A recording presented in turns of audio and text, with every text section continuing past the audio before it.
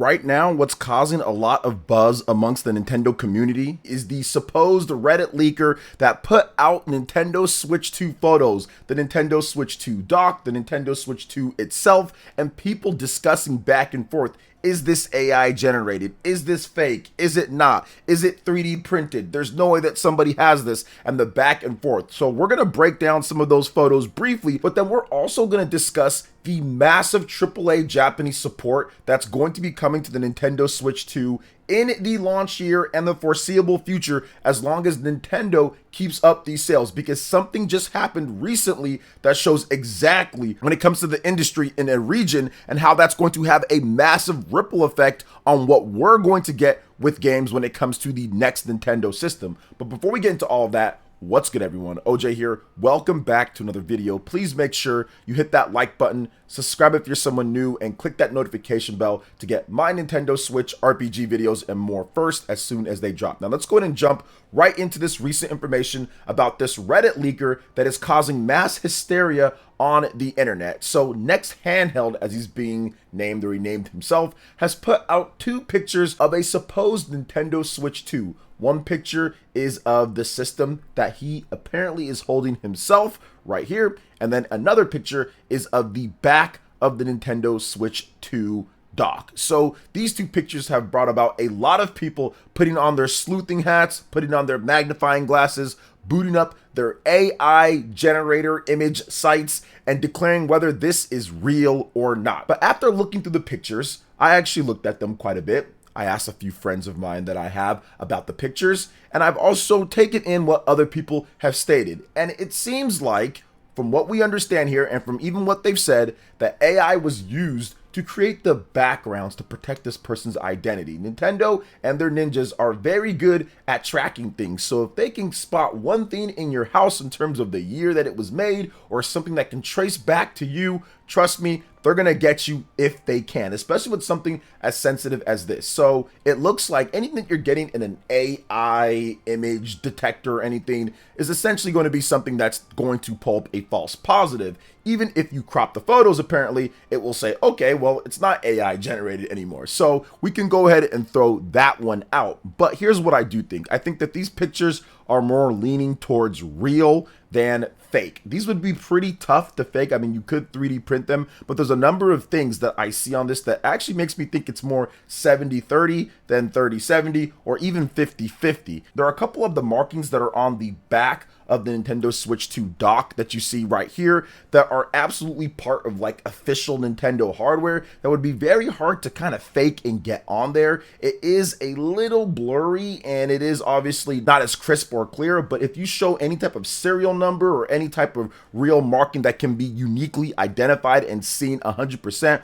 once again, that can trace back to where you are and can get you in massive trouble. So I can understand why they're being a little bit indirect with some of the stuff, showing certain angles, making sure that you don't see certain things with this, if this is correct. Once again, speaking in a hypothetical, but I do feel, like I said, I'm more 70-30, 70% of it being real, 30% of it being not real on both of these pictures overall. Because once again, I did a number of things. I looked at it myself. I looked at what people were talking about. I spoke to a couple different people that I know, and it seems like these lean more on these being real. But I think that the big thing here, outside of the Nintendo Switch 2, we know that Nintendo Switch 2 is coming. We know that there's manufacturing. We know that there's going to be people out there that are making games for it. That's all part of the plan. That's all part of the logistics, and Nintendo will probably have a big reveal for this system very soon at this point. But the big thing that I think overall that people need to start talking about a little bit more is kind of what's happening with the transition from Nintendo Switch 1 to Nintendo Switch 2,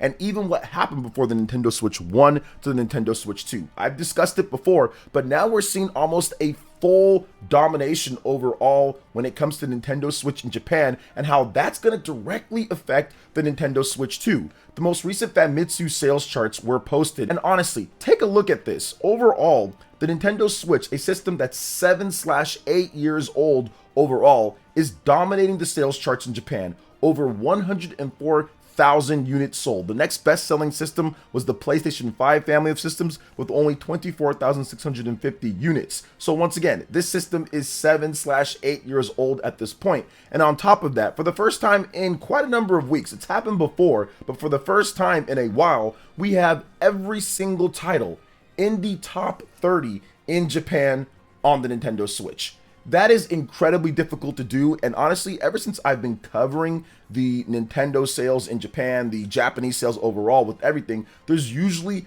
at least, you don't see, where it's a complete every single game, top 30 is from one platform. That doesn't happen very often since I've been covering it back in the Wii/Wii U days, and even a little bit of the PS3 360 at the beginning of that, then into the PS4 Xbox One, then into the PS5 Xbox Series, Nintendo Switch, 3DS, all that stuff, right? You don't normally see all 30 titles. It's happened before, but the fact that it happened in the busiest time of the year overall when it comes to holiday shopping, and you see all 30 titles when it comes to those being on the Nintendo Switch, that is pretty crazy and shows you exactly where the Japanese industry is going to pivot and direct resources when it comes to Nintendo Switch 2. Nintendo Switch 1, they were coming out the 3DS and the Wii U. You saw a lot of variety within the top sales charts between PlayStation 3, PlayStation 4, also with PlayStation Vita, compared to what we saw with the Wii U and the Wii and the 3DS and all of that. There was always a lot of variety within what platform, sometimes even dominated by PlayStation at times. A few Nintendo titles in there every now and then, but you never really saw one platform dominating all three. But right now we have Nintendo Switch dominating every single title right now for the past week. That right there goes back to developers. That right there goes back, and it shows them, okay, this has to be a platform that we 100% prioritize going forward. And we're kind of already seeing the, I would say, fruits of that, right? You're seeing a lot of the mid-sized Japanese publishers already shift over in-house development when it comes to Nintendo Switch stuff. Falcom, for example, they were very bullish on the Nintendo Switch when it first launched, but now are fully all in, announcing games first on Nintendo platforms, which is a complete change. And you're going to see that trickle up to even some of the big AAA developers when it comes to Japan. So expect there to be massive AAA support for the Nintendo Switch 2 early and often and into the foreseeable future with results like this, because it seems like Japan is going to have the smoothest transition ever when it comes to Nintendo Switch 1 to Nintendo Switch 2. People know, for the most part, they know that there's something next coming out. There are some people that are kind of like oblivious to it, but they don't care. They're buying the system that has the games right now, and then once the next system comes out, they'll buy it when they see something that's cool on there. So I do feel that this is a pretty crazy thing, and once again, it's going to show once Nintendo actually announces the system and we start seeing some of the games that Japanese developers are going to be porting over, but then also some of the games that they'll probably make as a, we're going to announce it here on the Nintendo Switch 2 first, and maybe it will be ported over to other systems or not, but we feel that this is the best place to announce it first at this point, because once again, in Japan, all top 30 games here. Now, another thing when it comes down to it, there's been this discussion that we've had on Twitter and also on some of my videos about exclusives and how do those help sell a system or not. Do they actually help sell a system? Well, they do. We all know this, at least right now at this point and in the past. Maybe in the future, things change, but for right now, exclusives have a massive, I would say, impact on if a system actually sells.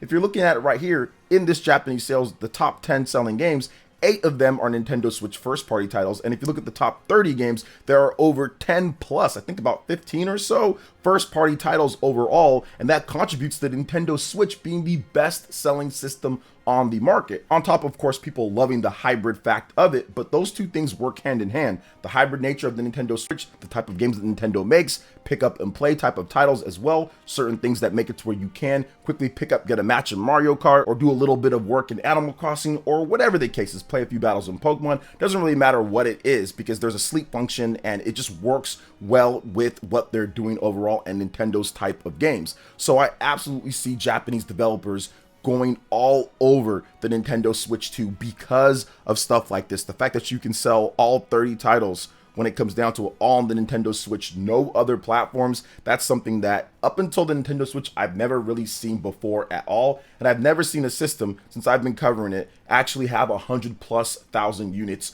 when it comes down to the sales this late into its life.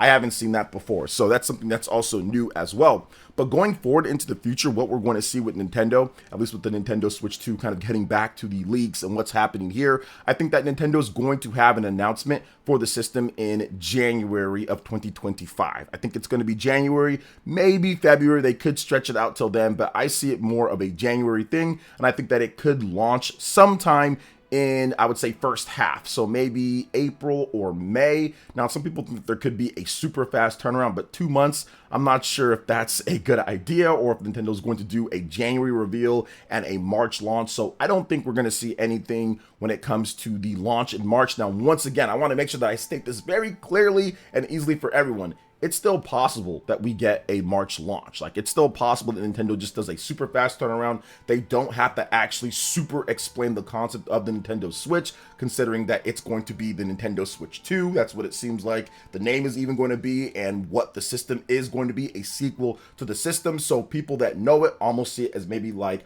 oh, it's the next thing, like iPhone 15, iPhone 16. It's just the next thing, and if you want it, it's going to have the games. So Nintendo might not need a large lead up into the Nintendo Switch 2, but I still feel that they're probably going to have at least a few months between the reveal of the system and when they actually launch it. So if they did the January, March type of thing, okay, it could happen. But I am expecting them to do more of a January reveal, maybe like a March, like detailing maybe even more something else, than maybe a launch in April or May. I think that that type of rollout would make a lot of sense considering what they've done up until this point. Nintendo has been radio silent on so many aspects of the Nintendo Switch 2. They wanted to sell the Nintendo Switch throughout the holiday. They've accomplished that at this point. People are buying the Nintendo Switch. Yes, sales are not as good as they were 2-3 years ago, whatever the case is. But once again, the system is older, yet they're still selling pretty good overall, as you can see with these Nintendo Switch sales in Japan. Yes, 104 for the holiday. They've done better in previous years,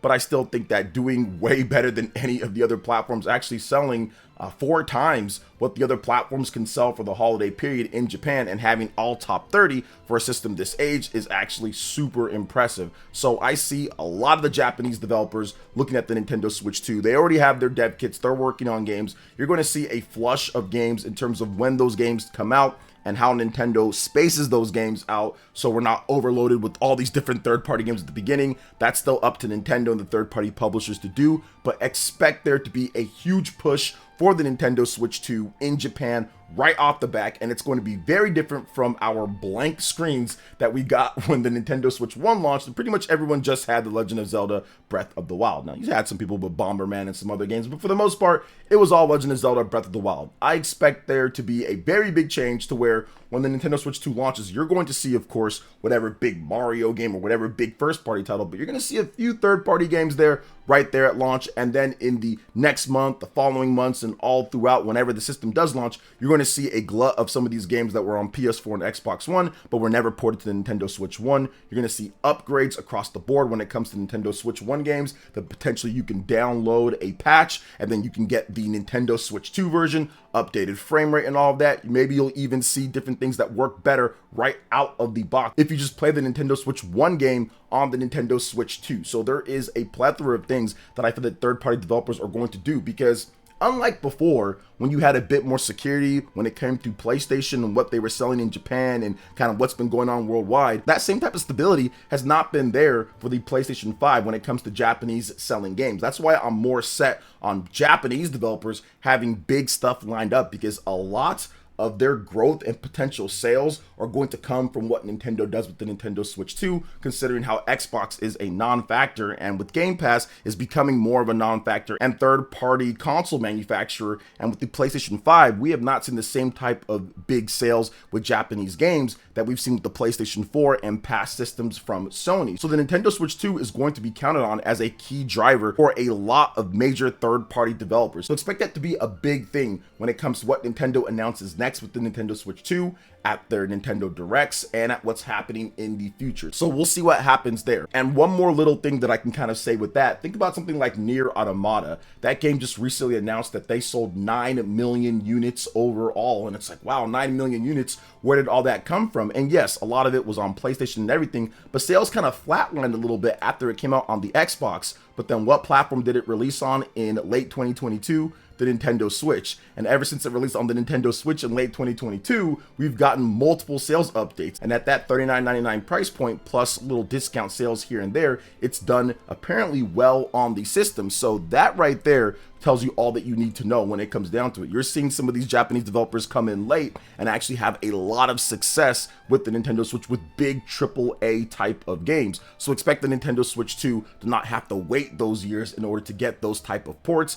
and games made for it. So what do you guys think overall when it comes to everything that we talked about here with the Nintendo Switch 2 and major Japanese support? Let me know in the comment section below. All right, guys, that wraps it up for this video here. Thank you so much for watching. I do appreciate it. Please make sure you hit that like button, subscribe if you're someone new, click that notification bell, and check out my other Nintendo Switch RPG videos and more right here on screen. Thanks for watching, and we'll catch you guys for the next one. Peace.